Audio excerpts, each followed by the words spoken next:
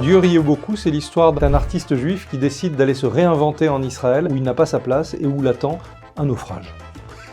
J'ai pris un café avec un grand comédien français et les premiers mots qu'il m'a dit c'est « J'ai 71 ans et quand je tourne dans un film, les jolies filles ne sont plus jamais dans mes bras ». Et j'ai trouvé que c'était à la fois tellement futile et tellement important que je me suis dit voilà le sujet d'un livre. Là j'en avais marre de parler de moi, donc je lui ai inventé un destin de dramaturge juif français qui rêve d'Israël et qui ne se doute pas que c'est pas vraiment sa terre promise.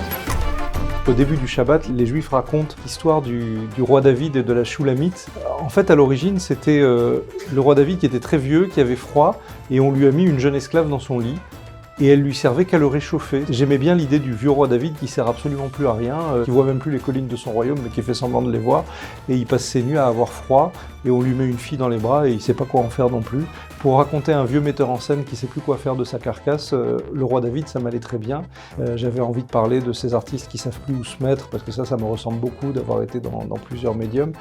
Mon livre, c'est un peu le procès de l'homme blanc, sauf que je sais pas si un juif c'est blanc, mais ça parle de ça. C'est le récit d'une catastrophe. Amusante, j'espère.